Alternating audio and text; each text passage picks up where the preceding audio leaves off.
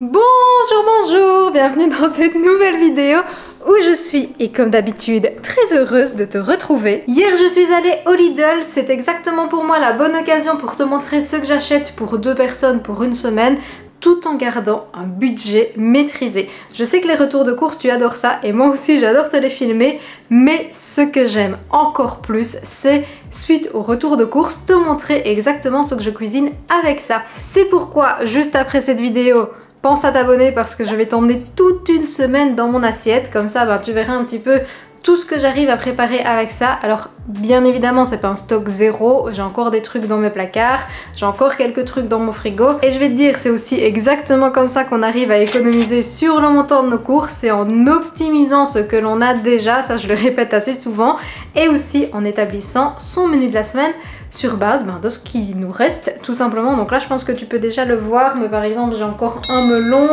j'ai encore 2 petits oignons, j'ai encore pas mal de féculents. C'est vrai qu'en source de protéines j'en avais plus des tonnes, mais voilà il me restait quand même encore quelques petits trucs. Ça de toute façon tu verras, on est quand même sur un montant plutôt sympa pour le retour de course, à savoir qu'il me manquait aussi des aliments plutôt de base. Bref, je vais pas faire trop d'étalage, je vais te montrer tout de suite tout ça.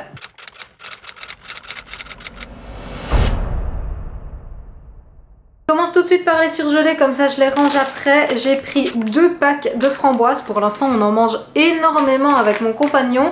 Et les framboises de chez Lidl, je vais être 100% honnête et transparente avec toi, c'est pas forcément mes préférées. Celles que j'adore ce sont celles de chez Picard.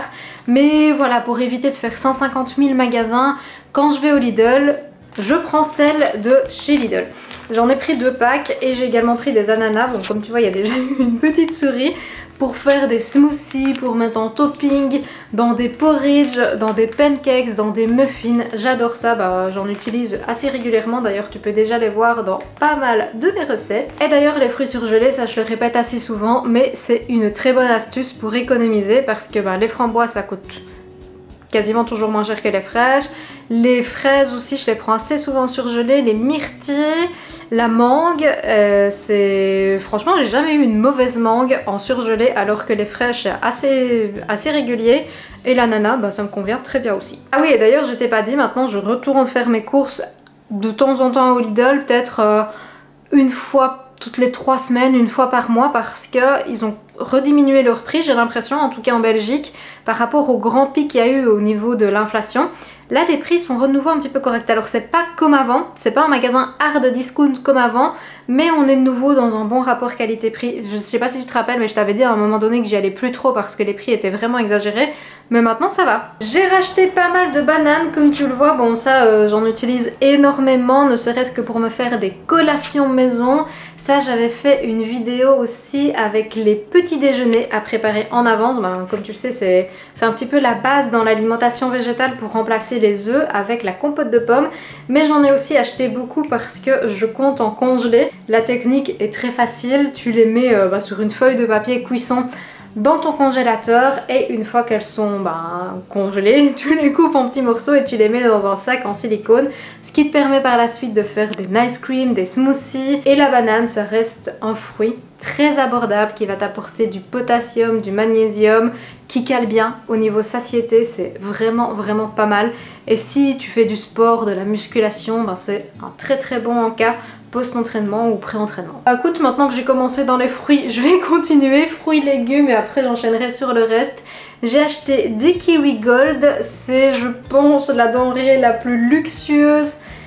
Avec une autre de ce retour de course, c'était 79 centimes le kiwi. Je suis choquée moi-même d'avoir pris ça, mais c'est l'un de mes fruits réellement favoris. D'ailleurs je t'afficherai le montant total de toutes les courses bien entendu à la fin de cette vidéo. Mais voilà, les kiwis c'est gorgé de vitamine C. Quand c'est des grands kiwis comme ça t'apporte ta dose quotidienne en vitamine C, c'est énorme. C'est plein de bonnes choses. Si jamais t'as des soucis aussi au niveau du transit, c'est excellent.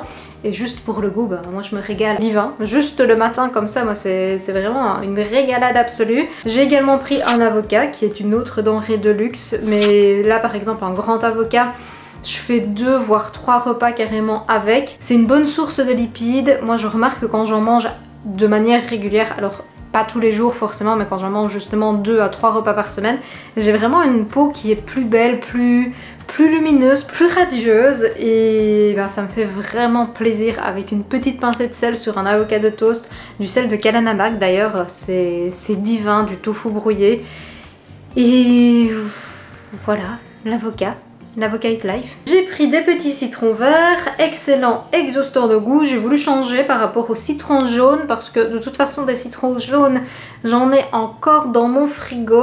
Je m'en sers pas mal encore pour faire mes petits jus du matin, tu vois, avec la machine extracteur de jus et du gingembre. Mais ça, j'en ai encore une armée littéralement dans mon frigo, donc j'en ai pas racheté. Juste des petits limes pour assaisonner les plats, tout simplement. Un pack de 4 pommes, ce que je trouve assez dommage, c'est que ça c'est comme dans tous les magasins, mais dès que tu prends en bio, il y a des emballages alors que les autres sont disponibles en vrac. Je sais que maintenant il y a la technologie pour mettre le logo bio en légèrement brûlé. Je sais pas si tu as déjà vu ça quelque part. Lidl, en tout cas mon Lidl ne l'a pas encore. La pomme, on a l'impression que c'est commun, que c'est banal, mais c'est réellement un fruit qui est très intéressant aussi à consommer au quotidien. Une pomme par jour éloigne le docteur. C'est vrai, c'est très bon pour la santé les pommes. Je pense que dans les fruits on est bon, j'en ai pas pris tant que ça finalement, mais justement parce que j'en avais encore pas mal des surgelés et que j'ai encore le melon que tu es en train de voir là. J'ai pris des carottes pour faire en râpé, pour faire poêler, caraméliser, pour faire à la croque comme ça avec du houmous. Ben, j'aime beaucoup. Je vais encore radoter, mais bon, je sais qu'il y a des nouvelles qui nous rejoignent à chaque fois dans les vidéos. Donc les carottes, il y en a toute l'année, il y a des carottes d'été, il y a des carottes d'hiver, et c'est l'un des légumes les plus avantageux, donc n'hésite pas à acheter des carottes. De plus, la bêta-carotène, qui fait en fait que la carotte est orange, te permet d'avoir bonne mine quand tu en manges suffisamment. Ça permet de maintenir aussi le bronzage, donc si jamais tu es parti en vacances au mois d'août et que tu as encore un petit teint à aller, manger des carottes permet de maintenir cet effet bonne mine. J'ai acheté 2 courgettes, on est sur la fin de la saison, mais je t'avoue que là on est quand même sur une période un petit peu transitoire, donc je profite encore un petit peu de ce genre de légumes. À savoir que vu qu'il a fait chaud relativement tard, justement dans la saison de septembre, j'ai littéralement vu encore des tomates pousser sur des plants ici en Belgique. Je me posais pas trop de questions sur le fait, tiens, est-ce que j'achète encore des courgettes? J'en ai acheté et ça, tu verras très bien. Dans quoi est-ce qu'on va les utiliser à la semaine. Je te spoile pas tout non plus, je garde un petit peu de suspense. En parlant de tomates, j'en ai également acheté un pack. Là, j'ai pris les moins chers. Il y avait en grappe aussi les tomates cerises. D'habitude, ce sont mes préférées. En plus, je trouve que c'est celles qui se conservent le mieux, mais en termes de prix, c'est tout de suite un petit peu plus élevé. Donc là, je regarde le prix au kilo simplement. Et ça, c'est vraiment une astuce que je te conseille de faire si tu as un budget que tu souhaites maintenir maîtrisé. Regarde toujours les prix au kilo, c'est comme ça que tu feras les meilleures affaires. Un brocoli, et là je vais utiliser tout le brocoli, c'est-à-dire les fleurs et le pied. La recette avec le pied, je vais essayer de te la filmer sur Instagram. Je ne sais pas encore exactement ce que je vais faire ni quand, mais j'ai très envie de te montrer comment l'utiliser parce que justement pour faire des économies, c'est important d'optimiser toute la denrée alimentaire. Dans notre société actuelle, on a tendance à être un petit peu précieux, un petit peu luxueux, et on va prendre la partie la plus noble du légume, mais le pied ça se mange aussi et on peut en faire des recettes incroyables. Donc là je vais essayer de te filmer un réel dans la semaine pour te montrer comment je l'utilise, mais voilà, en fait on a l'impression que c'est cher un brocoli, mais parce qu'on utilise que la moitié, alors que ça se mange et c'est très bon. J'ai pris 450 g d'épinards justement pour mettre dans des green smoothies. Je t'avoue que j'en ai acheté aussi des surgelés, tiens j'ai oublié de te les sortir et de te les montrer, mais j'ai aussi acheté un pack de surgelés pour faire aussi en salade, pour faire dans des currys. Les épinards c'est très bon pour la santé aussi, c'est un légume vert, c'est riche en fibres, on dit souvent que c'est riche en fer. C'est vrai et c'est pas vrai. C'est vrai, mais il faudrait quand même en manger une assez grande quantité pour avoir tes besoins comblés.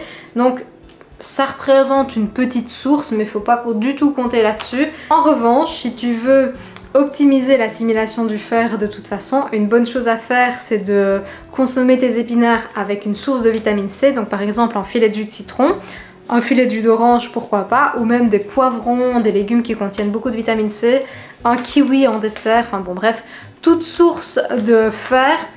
Et mieux assimilée si tu la consommes avec une source de vitamine C, et c'est mieux de ne pas consommer du thé ou du café en même temps. D'ailleurs, moi c'est pour ça que j'ai acheté du déca. C'est parce que j'essaye de diminuer grandement ma quantité de café. Donc moi j'achète du déca. Franchement celui du Lidl il est très bien, il me convient totalement. Il y en a bien entendu des encore meilleurs gustativement parlant si tu vas dans les grands torréfacteurs de café. Mais si tu cherches un bon rapport qualité-prix, Lidl, c'est très bien. J'ai pris des pommes de terre, très bonne source de glucides, qui est selon moi sous-cotée, qui est très bon marché. Et parce que c'est tellement polyvalent, tu peux en faire des frites, de la purée, des petites pommes de terre sautées, tu peux en faire juste cuite à l'eau au four. Le fameux plat que j'aime bien me faire, le plat de la flemme avec tout plein de légumes, les pommes de terre, une source de protéines que tu mets au four et hop, t'as un meal prep qui est là pour 3-4 repas, c'est hyper pratique, enfin bon bref. Tu as aussi ses sœurs, ses cousines qui sont les patates douces qui ont un prix un peu plus onéreux mais un goût différent, gustativement parlant ça peut être intéressant surtout vu qu'on va vers les plats d'automne. Et au niveau de l'index glycémique, la patate douce, un index glycémique moins élevé que les pommes de terre. J'ai pris plusieurs sortes de pains cette fois-ci. J'ai notamment pris des petits pains à cuire qui vont bien nous servir, je t'avoue, cette semaine parce que je vais filmer une semaine dans mon assiette. De la vraie vie, mais 100% parce que ça va être de la vraie vie hyper méga chargée. Et ça je t'en parlerai dans la prochaine vidéo, mais il y aura notamment des soirs où je serai pas à la maison et il va me falloir des petits pique-niques, et donc les petits pains vont bien me servir pour faire des repas à emporter. J'ai aussi acheté des pains à burger, une soirée burger frites avec mon amoureux Gilles. Voilà, on les a sous la main au moins, ou même pour faire des petites brioches, du pain perdu. Avec ça c'est très bon. Et enfin là on est sur un autre pain qui est encore un peu transformé, mais c'est leur pain protéiné. J'ai encore du pain frais que j'avais déjà acheté chez eux d'ailleurs, qui est dans ma boîte à pain. J'en ai un autre dans le congèle. C'est vrai quand j'y vais j'essaye d'acheter assez de grandes quantités de pain parce que ça je sais jamais combien de tranches on va manger. Mais cette fois-ci j'ai eu envie de prendre le pain protéiné qui est pas si mal que ça. C'est un bon petit encas quand t'as envie de te faire ça griller avec du beurre de cacahuète et des bananes et de la cannelle. Bon, t'as compris que c'était mon encas du moment, j'en mange tout le temps. Les petites graines sont sympas. Maintenant, moi je le préfère vraiment quand il est grillé que nature. Nature, c'est vrai qu'on sent un petit peu plus ce petit goût protéiné. Grillé, on le sent pas trop. Non, parce que si tu es nouveau ou nouvelle, tu dois bien te demander pourquoi est-ce que j'ai acheté de l'avoine. Bon, l'avoine en gros c'est presque la base de mon alimentation. J'adore me faire des porridge. Je l'utilise aussi en remplacement de la farine.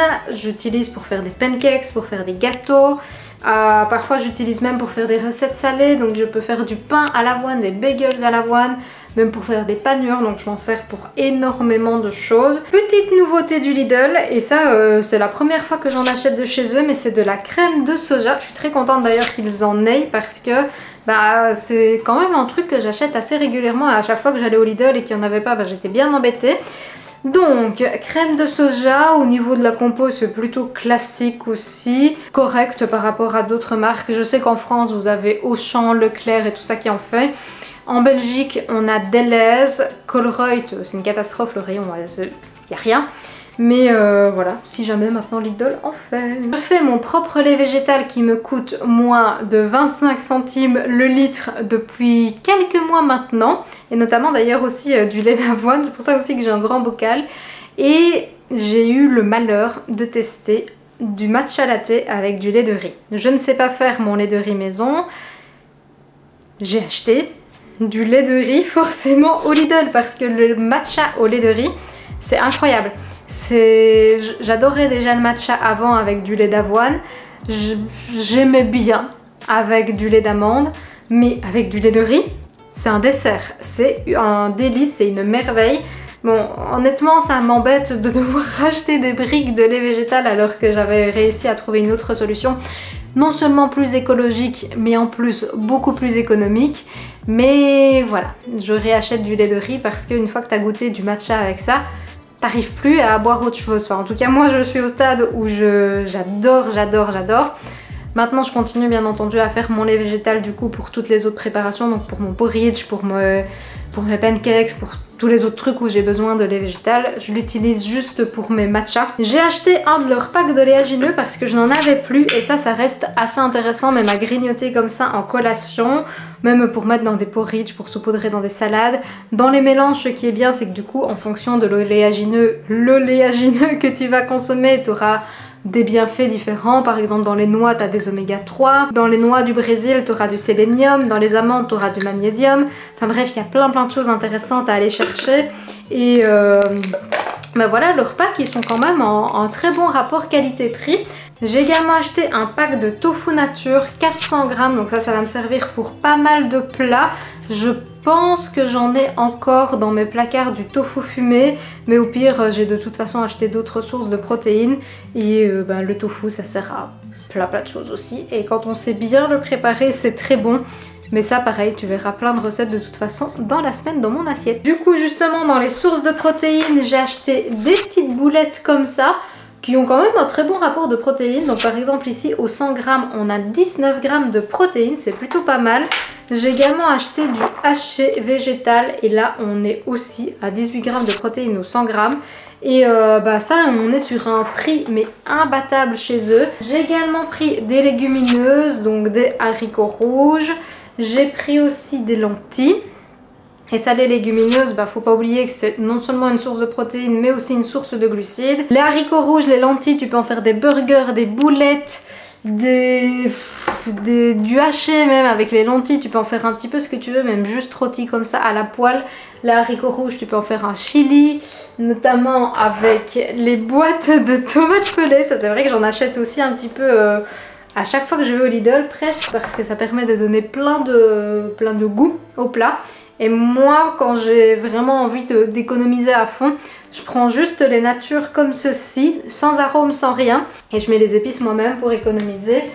Et dernière chose que j'ai acheté, que je pense que je vais mettre dans mes sandwichs, c'est des poivrons grillés en bocal. Et ce qui est bien, c'est que c'est pas dans de l'huile, c'est dans une préparation genre en saumure, avec de l'eau, des épices qui va servir de conservateur.